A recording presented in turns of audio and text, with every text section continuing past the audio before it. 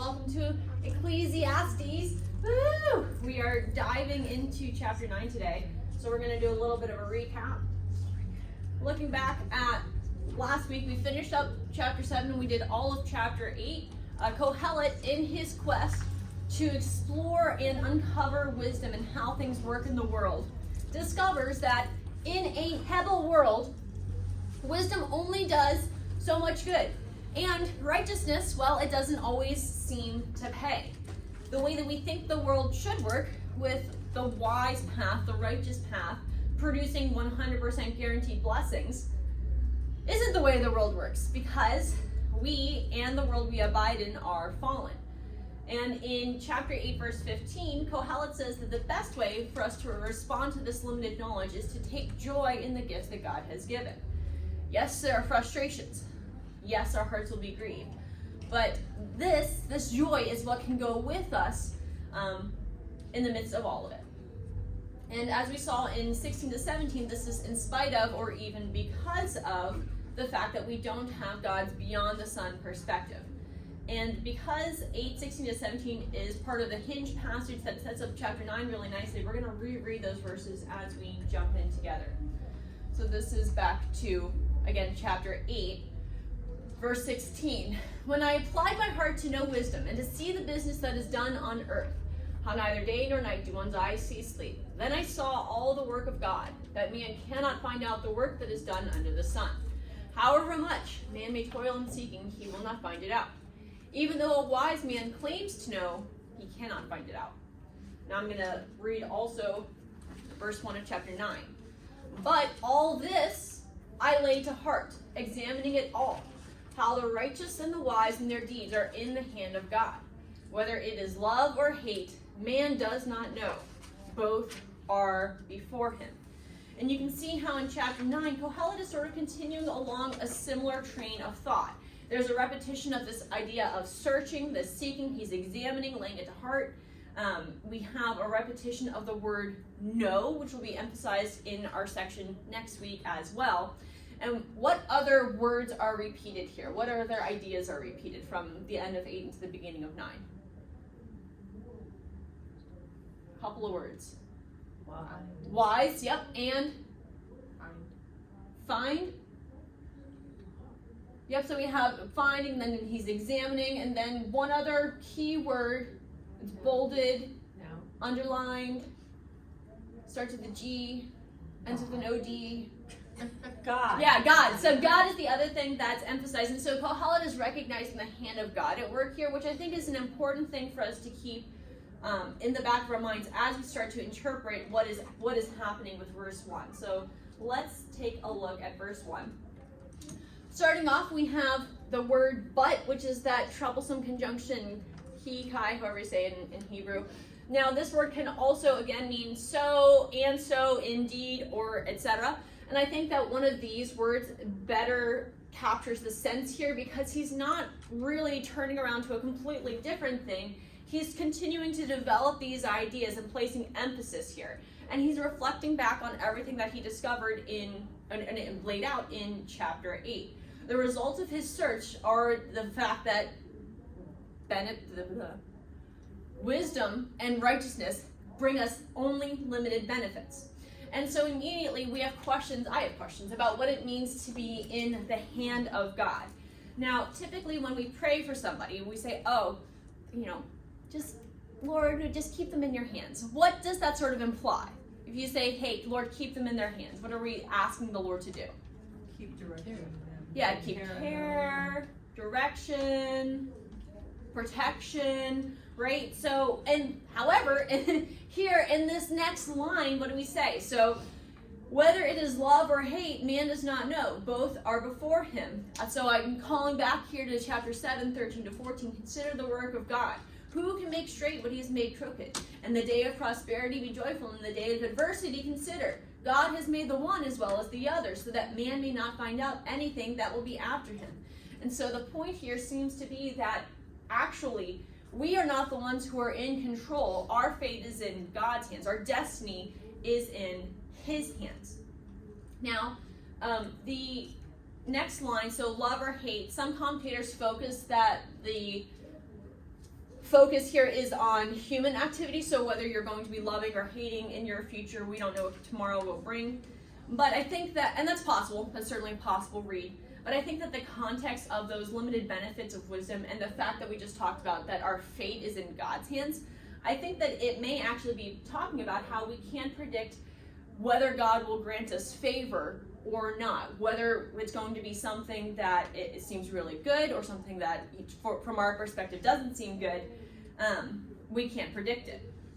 Now I have admittedly a rather silly example for you. So on Thursday, my mom let me know that she was planning to go out to Lancaster Cupcake, and she said, would you like a cupcake? And I gave the only correct response, which is, hold on, let me look at the menu. And so I looked at the flavors, and immediately my eye was drawn to the Black Forest Cherry Blossom, which is Wilbur chocolate cake with black cherry cognac cream filling, topped with black cherry frosting, fudge drizzle, and chocolate curls.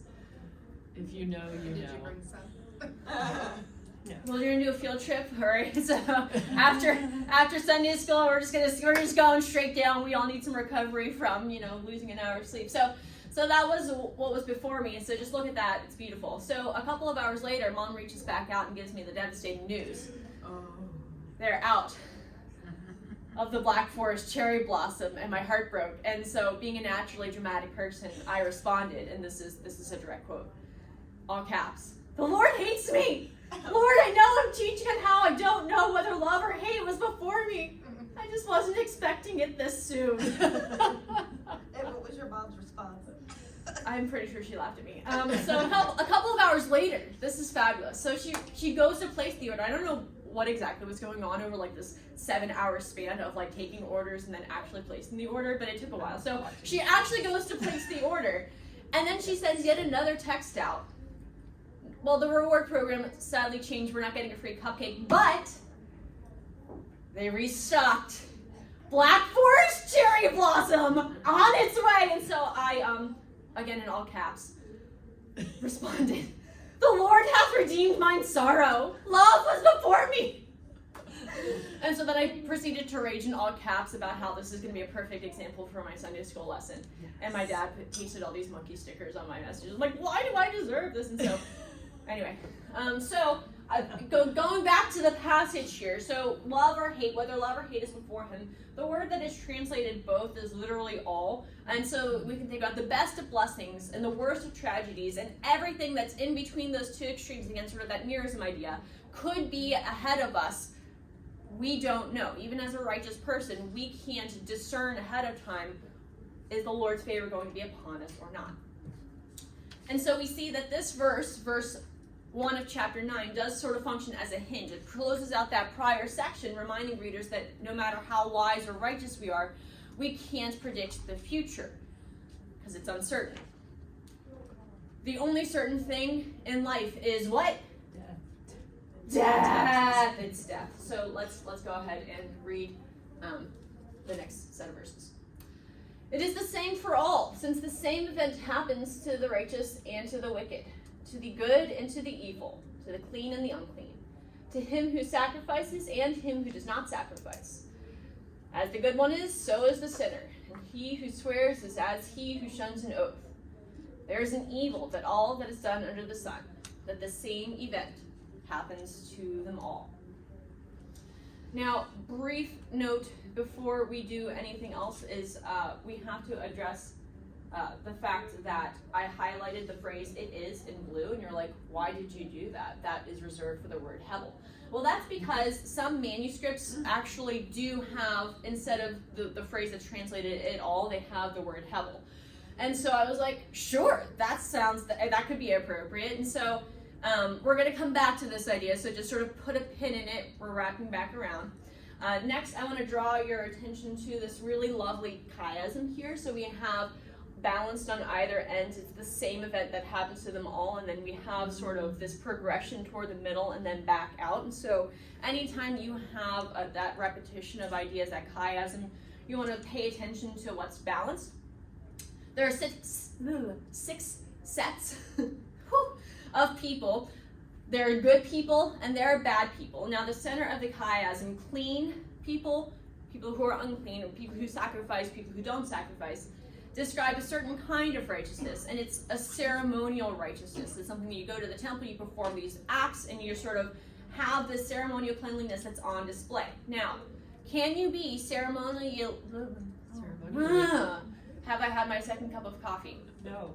No, this cup is completely full. Anyway. Can you be ceremonially righteous and at the same time rotten to the core? Yeah, right? As the, people like our lovely Pharisees have pointed out throughout Israel's history as well, you can do the right things, have your righteousness on display, and, so not really be so good. Now, the next layer of chiasm is almost perfectly balanced, with the exception of the fact that the word evil is crossed out.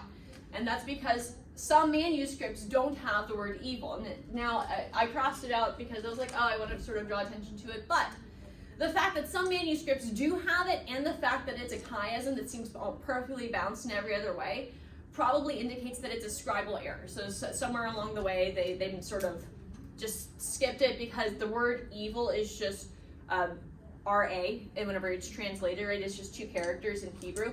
And so it's very possible that it could have been transcribed, because the next word sort of starts with a similar start. So you're like, all right, we're gonna go ahead and acknowledge it may not be there.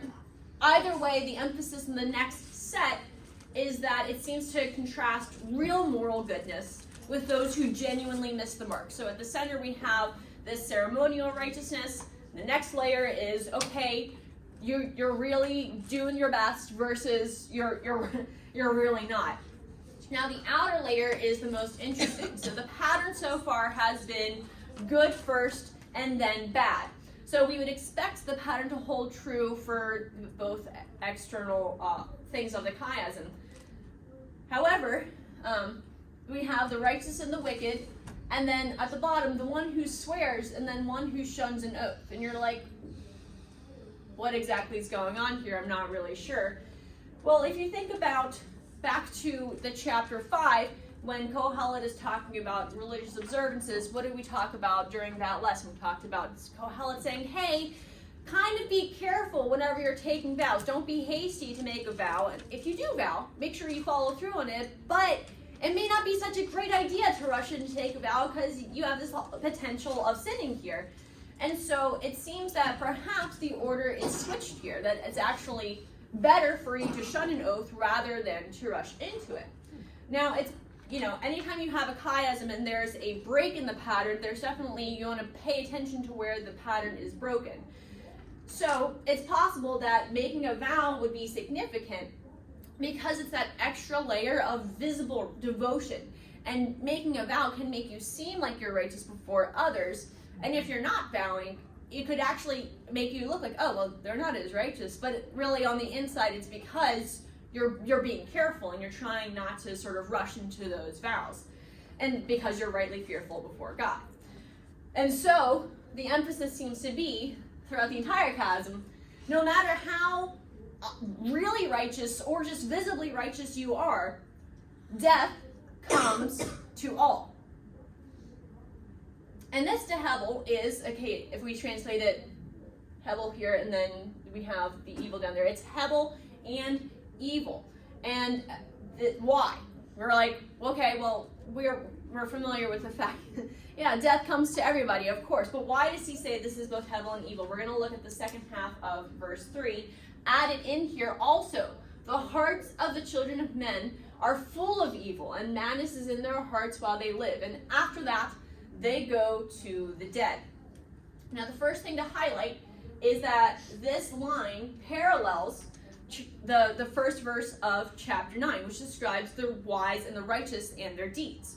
So it allows us, okay, if the chiasm is extending here, so we have beginning describing the wise and the righteous and their reaction to the fact that death comes to all. And now it seems like we're responding to the fact that death occurs to all in the hearts of those who are evil. And so, again, looking at the Hebrew here, the phrasing is literally afterwards to death. It's almost like a marching command, like, okay, and now to the grave. There you go.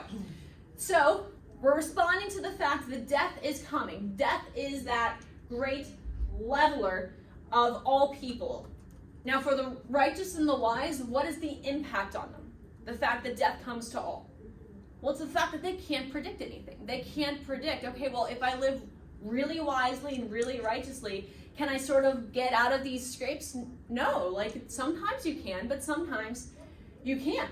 There's no positive impact. They can't predict what's going to happen. And so we have stories like that of the YWAM, Youth of the Mission Team in Tanzania, however you pronounce it, I apologize.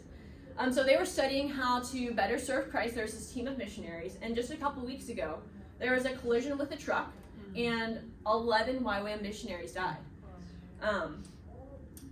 There's a description here. So the individuals involved in running this program were key YWAM leaders in the region. Some leading flourishing YWAM bases, others giving leadership in the field of education and other spheres. Others ministering at restricted access locations where no one else would dare to go, seeing the hand of God in their lives in amazing ways. Their deaths create a massive vacuum in this part of the world for YWAM as a missionary movement. Or the story of Melody Landis, a mother, 4 children who died after what we thought was a successful brain surgery. And from her obituary. Melody was a loving wife and mother, homeschool teacher, worshiper for Lord Jesus Christ. She was a member of New Beginnings Fellowship, where she taught children's ministry. She was an active member of the Heritage Co-op with her children. And it goes on to describe how she lived a godly, wise life.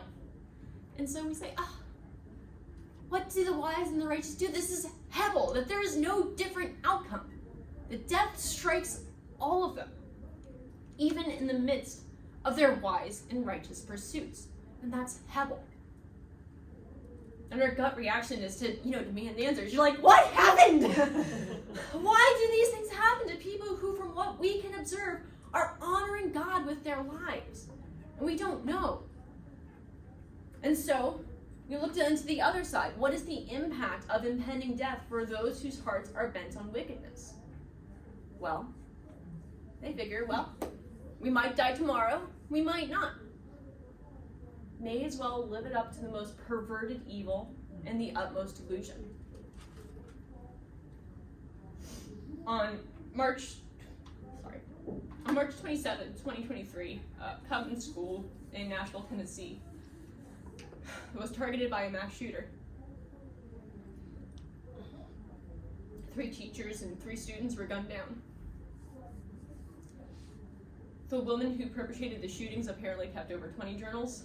To this day, only 3 pages of it have been released. I'm going to read an excerpt of what was released. The final page in her journal is titled Death Day. There's a scribbled picture of a gun. She says, "Today is the day. The day has finally come. I'm a little nervous, but excited too. Been excited for the past 2 weeks. Can't believe I'm doing this, but I'm ready. I hope my victims aren't. It's gonna go quick. I hope I have a high death count. Ready to die. Haha." And this attitude is fairly standard amongst the mass shooters of today. And so, Kohelet laments, the hearts of the children of man are full of evil and madness. And that's why it's so Hebel. That is the evil under the sun. Now I want to pause here and make sure that I affirm that Kohelet isn't advocating some sort of blanket treatment in the afterlife. We're going to see in just a few weeks how thoroughly Kohelet is going to counsel to live in healthy fear of that future judgment. But remember, the emphasis here is under the sun. What is the impact under the sun? He's observing the frustration and the angst and sort of that raging at the sky feelings that comes from observing the nature of death. It comes to all, regardless of whether they are righteous or totally wicked. He says, Hebel. Let's continue forward. "But he who is joined with all the living has hope, for a living dog is better than a dead lion. For the living know that they will die, but the dead know nothing, and they have no more reward, memory of them is forgotten. Their love and their hate and their envy have already perished, and forever they have no more share in all that is done under the sun. Now, interestingly, the word that is translated is joined in Hebrew is actually the word choose. Some scholars were like, you know what, we're going to go ahead and just translate it as joined because you can flip a character and then you're like, oh, maybe it was a mistake. It is possible that a better reading is who is the one who chooses. And so the impact of that being that God is the one who makes those ultimate end-of-life decisions, not us. We don't have that power. And so that line would close off the chiasm in the verses 1 through 3. Now, that's an intriguing possibility. I was like, oh, I could take that or leave it. But no matter how you interpret the first phrase, the impact of the next line is read the same. If you're alive, there's still hope.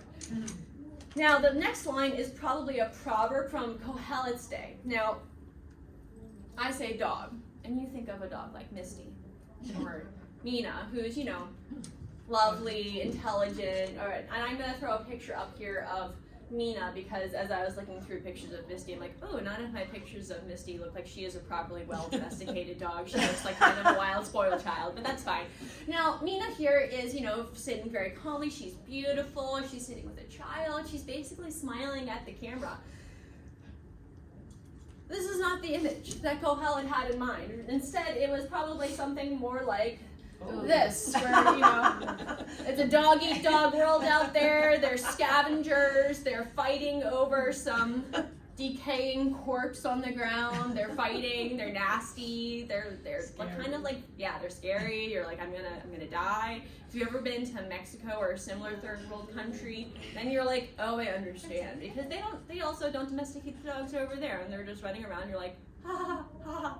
Oh, these are scary things. And so, dogs were not highly esteemed. They were despised. They're lowly. That's sort of the picture here. Now, on the other hand, we have lions. Lions are respected. King of the jungle and all that jazz. Now, honestly, if you've ever been to a zoo where the lions are like roaring and you're still over by the kangaroo exhibit and you can like feel your chest reverberating, you're like, oh, that's kind of terrifying. Or if you've seen any of those movies where they're like, now the lion stalks its prey and then it's like it's bounding and it's like pulling these giant beasts down, you're like, oh, they're terrifying creatures. So lions are revered, they're honored, they're pretty impressive. But all of their impressive qualities, all the respect and honor, aren't worth anything when the lion is dead. You're like, well, it's pretty. I couldn't do it. This is a sleeping lion. It's not a dead lion, just so you know. It's a sleeping lion. But even if it was dead, like it's dead. It doesn't have whatever. The point is, well, better to be a living dog who may be nasty and gross and have no honor than a dead lion, because at least the dog is alive. At least the dog is alive. Now, at first read, that feels pretty optimistic, right? Because Kohelet says, yo, if you're alive, there's still hope. Time to live your life. However, we're not actually quite at the hopeful part of this section. It's actually still a little bit negative. Consider, whenever things are going south, right? Things aren't going quite the way you hoped. You offer words to give them hope. And so if you're like planning to go on a picnic with your kids, but it's raining, what would you tell them? Hopefully, it'll be what? Sunny tomorrow, yeah. Or if somebody just went through a breakup, what would you say? Hopefully, Mr. Right will come on. the next one's gonna be the one, right? And so the object of our hopefully statement is usually a positive thing. So what does Kohelet say that the reason for the hope is? What sets the living apart from the dead? Well, at least you know you'll be dead someday. That's very encouraging, Kohelet. Thank you so much. All right, that's fabulous. Thank you. I'm alive to know that one day I'm going to be dead. Well, that's great. What a marker that sets me off from everybody else. Now, again, we have to pause and say what Kohelet is not saying. He's not advocating soul sleep, which is that view of the afterlife where you're not conscious and you're just sort of, I don't know, it doesn't make sense. But anyway, and instead, he's describing affairs under the sun. Now, there's some great wordplay that's visible and hearable only in Hebrew as you're looking at, well, why does he say this? Why is he talking about this? Now, I have it up on the screen. So the words for reward, forgotten, and memory rhyme both when you say them out loud and if you look at the characters are only off by a very little bit. So these two characters are the same as these two characters, and then these characters are the same. So they rhyme in Hebrew, which is cool. I'm going to point out a couple more of these as we go, just because I have to. There's nothing super significant about it except that I then had to go back through and re-highlight stuff. And like, this is almost the exact same thing, but it's slightly different to see sort of how the words are rhyming in Hebrew. Anyway, so in verse 5, Kohelet says that the dead have no more reward. And the word reward is usually used as something that's accomplished through effort. And so the emphasis, again, he's not looking forward to the afterlife. He's looking at as you live your life. So the time for effort and receiving the rewards of your effort is when? Now. You can't do it anymore when you're dead. The time for effort is over once you're dead. The time for effort is now. And I would posit, again, we have that conjunction, chai, or whatever it is, right here, the word for. I, again, think that probably, in this case, it's probably better translated and, because it's continuing to describe what happens with the dead. He's describing the dead. Forgotten is their memory. So most people, we've talked about this, aren't remembered. Though we aim to live wisely and righteously so as to leave behind a good legacy, it's often the case that both the wise and the wicked are forgotten, and forgotten rather quickly. And there's another rhyme here with love, hate, and envy. And other than the fact that perhaps Kohelet was trying to rhyme, and so he picked some words that were trying to rhyme, why do we have love, hate, and envy? Why are those the things that have already perished? A lot of commentators say, well, these are the strongest emotions that you can feel toward somebody else. Love, hate, and envy. And so even the height of human emotion are going to fade away whenever the object of that person's love or hate or envy dies. And so, you can have the bitterest resentment in your heart towards someone after that person dies, and certainly after you die. What has happened to all of those emotions? They are gone. They are perished, they're destroyed, they've vanished, they are blotted out, they are no more under the sun. Now the word for share here is our word helik. And when you're dead, again, there's no more time for activity under the sun. God gave you this helik to use during life, but once we enter the grave, we relinquish our hold on that helik. There's no more time for the activities under the sun. And so, what Kohelet says is the time to act is, in fact, now. And that's the emphasis of this entire section. So he says, hey, yeah, the person has hope, and that's kind of not really hopeful, because you're like, okay, well, I know that I'm going to die, and the dead aren't going to have anything, and all this terrible stuff. But it is actually kind of positive, because as we've talked about previously in chapter 7, and when we think about death, what does it impel us to do? What does it exhort us to do? Consider today. What are you going to do with this time that you still have? Because look out, death is coming. So seize the moment today. And so at the beginning of this whole second half of Ecclesiastes, Kohelet had asked the question, who knows what is good for man while he lives the few days of his heavy life, which he passes like a shadow? And he begins to answer the question in 8:15, commending joy, and now he's really going to go to town. So, into our Enjoy Life refrain. Go, eat your bread with joy, and drink your wine with a merry heart, for God has already approved what you do. Let your garments always be white. Let not oil be lacking on your head. Enjoy life with the wife whom you love, all the days of your heavy life that he has given you under the sun, because this is your portion in life, and in your toil at which you toil under the sun. Whatever your hand finds to do, do it with your might, for there is no work or thought or knowledge or wisdom in Sheol, to which you are going. Now, we have in this passage an intensification of the enjoy life theme that we've seen throughout Ecclesiastes. First of all, you notice that these are not just descriptions. So he's saying, oh, it seems like it's a good thing to enjoy life. He's not just commending it. Instead, it's an actual imperative. He's giving a command Go enjoy life. Do it. Do it, do it, do it. Do it now. And additionally, before, Kohelet has told us to eat and drink and to take pleasure, but he had said each of these as sort of separate things. So like, okay, yeah, it's a good thing for us to eat, enjoy, drink, and enjoy. But now the verb for each of these staples of life is also intensified. Again, in Hebrew, it's literally eat with joy, bread. So first of all, we receive an object here, bread.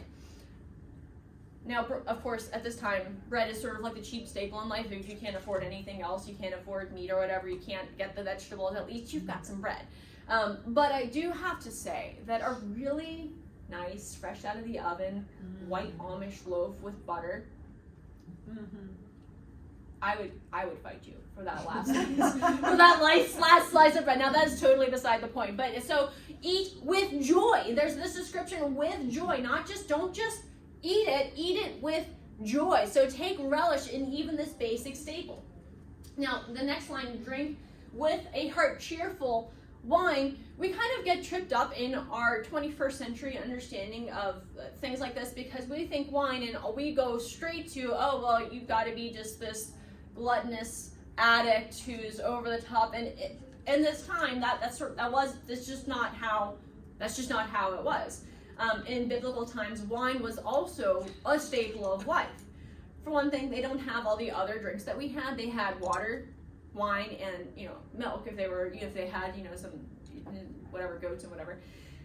Now, secondly, the water that they had access to was oftentimes what? It was nasty. Now, I have to pause for just a moment and share this little story. So what's on the screen is not a very good picture because it's taken from a video. And I was like, surely I had an actual picture of it. No, it's just a video, so I had to screenshot the video. So that's the quality from like 10 years ago. It's fine, 8 years ago. We were on this hiking trip, this backcountry trip. And whenever you're doing a overnight backpacking expedition, you have to purify water along the way. You can't take all of your water with you. And we were on our third day, heading into our third night, into our last day of our Yosemite backpack. And we stopped at this nasty little puddle. And they were like, we're going to refill our water. And I was like, there's no way that my purification thing works well enough to get water out of this, John. So they all refilled their waters, and we go and we set up at our campsite, which is another couple of miles down the trail. And then we discover that's the only source of water for the next 7 miles. So we had to trek back to this skanky pool and refill all of our water so that we could cook dinner and have water for the next day. I have never prayed so hard for our purification things to work. No, we were fine, obviously. Look at me. It's so funny. But this is the kind of, they didn't have a Katahdin water pump purification thing. So oftentimes what they would do is they would, the wine was a lot safer for them to drink than this nasty, stinky, disgusting water. Also, of course, wine was used for medicinal purposes, and of course, it was used for enjoyment. And putting aside the two major problems with alcohol, which is, if you're drunk or if you're addicted, granting that we avoid these extremes, Scripture doesn't forbid, and in a number of cases directly says, yep, okay, it's permitted. Go ahead and enjoy this. Now, Kohelet is obviously in this passage not advocating a drunken stupor, but he is advocating, he's commanding even enjoyment in these aspects of our life. Now, Kohelet's rationale here is that God approves what we do. Now, the word approve, once again, creates a rhyme with the word enjoy. It's not the same word, but it sounds alike, and the characters are similar in Hebrew. And so I was reminded of Matthew 7:11, which says, if you then who are evil know how to give good gifts to your children, how much more will your Father who is in heaven give good gifts to those who ask him? And I think that the point here is not that Kohelet is just sort of giving a blanket slate of approval and saying, okay, well, whatever fun thing you find to do, God gives you the stamp of approval, go for it. But instead, he's saying that God delights in the fact that we take enjoyment in the good gifts that he has given to us. Now, the next line here is literally all the time, let your clothes be white and oil on your head, which is sort of weird in English, but there you go. Now, wearing white clothes and using oil were symbols of celebration and joy, and it's an interesting contrast with if you're in mourning, you're wearing what? Wow. Sackcloth, and you have ashes, and so these are contrasted ideas. And this is, I think, especially interesting considering Kohelet's previous recommendations against going to the house of feasting and instead going to the house of mourning. But here we see the precise line that Kohelet is seeking to drive us upon, to balance. Okay, on the one hand, consider consider the terrible side of life, consider the fact that death is coming, but on the other hand, hold this intention too. Don't go into the pit of despair. Enjoy life. And so we see these things in tension. We're going to develop this further in just a moment. In the next line, we see Kohelet advising, saying, hey, if you have a wife, enjoy it. Now, the Hebrew is a little bit ambiguous here. It could imply, and if you don't have a wife yet, get one. If you don't have one, get one. And I was reminded of Toy Story. Does everyone have a moving buddy? A moving buddy. If you don't have one, get one. And so that's sort of the idea here, is that having that companionship, having that person, those people alongside you in life is a good thing. And if you can find one, enjoy it. Have that committed long-term love that will carry you through life. Now, a couple of commentaries pointed this out, and this is really interesting. This refrain is actually paralleled in the Epic of Gilgamesh, which came first, right? So this was probably the account of Gilgamesh was written before Ecclesiastes. So it seems that Kohelet is sort of copying it over. Now I'm going to read the account from Gilgamesh. When the gods created mankind, death for mankind they set aside, life in their own hands retaining.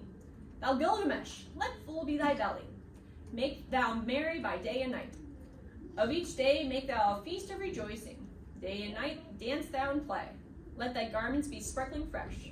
Thy head be washed, bathe thou in water. Pay heed to the little ones that hold onto thy hand, and let thy spouse delight in thy bosom. For this is the task of mankind.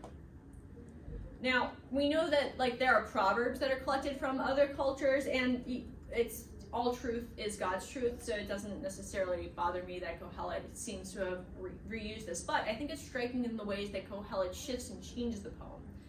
First of all, as already described, Kohelet singles out God's approval and enjoyment of our enjoyment. In the first one, the gods are just sort of like, yeah, you're gonna die.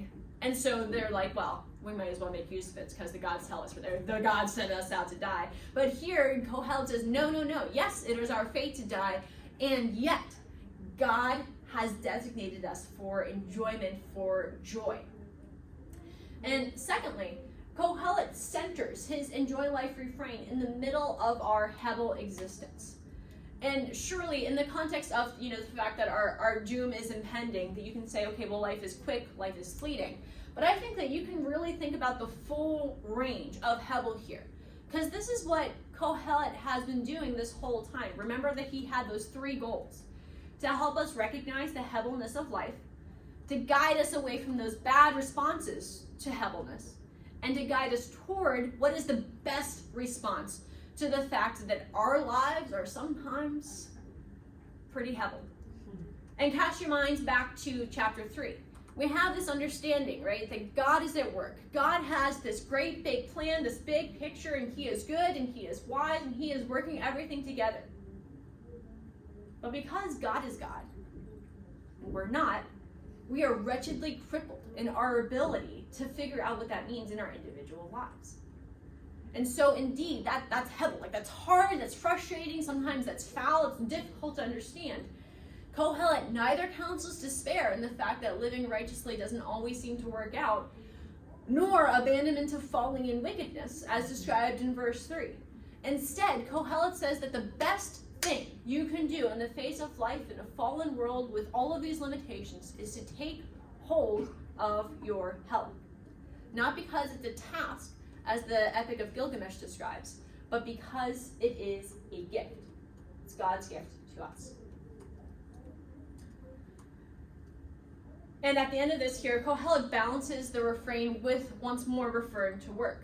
And I think that the verse makes a little bit more sense because you can sort of read the Hebrew either direction. If you take the verse 10 and modify it to verse 9, which would be something like, in your toilsome toil under the sun, whatever you do, do it with your might. And so Kohelet says here, even in this toilsome drudgery of life, even whenever you wake up and you're like, I don't want to go to work, I don't want to change the baby's diaper again, I don't want to, wash those dishes just one more time, whatever the toilsome drudgery is, Kohelet says, seize the opportunity.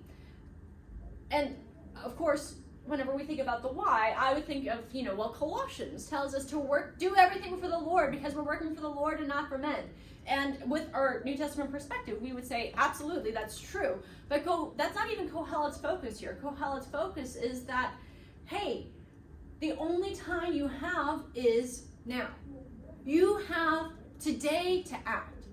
Tomorrow is not guaranteed. Sheol is coming for you. So whatever you have to do, whatever opportunities the Lord places before you, whether you find it toilsome drudgery or not, do it with your might. For today is the moment. Right now, act. Because death is on its way. Get moving. And so in conclusion, Kohelet says, you know what? Our fate is in God's hands, not ours. And death comes to us all.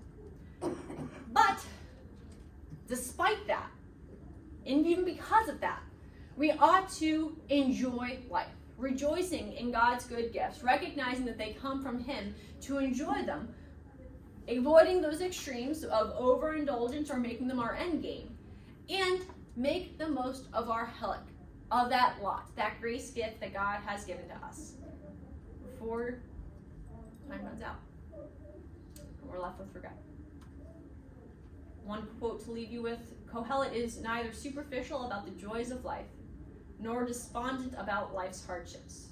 He shows his reader a way through them both, which means being focused on living in the present. If you're doing the hike your own hike, you can look at the checkpoint and hit the trail for chapter 9, 1 through 10, and the next section is going to be 9, 11 through 18, and 10, 1 through 11. And what you'll see is that we are sort of stopping mid-section. Really, the whole section is 9, 11 through 11, 6. So we're sort of splitting that section up right down the middle. We're going to address each half for the sake of time. Thank you guys so much. That's it.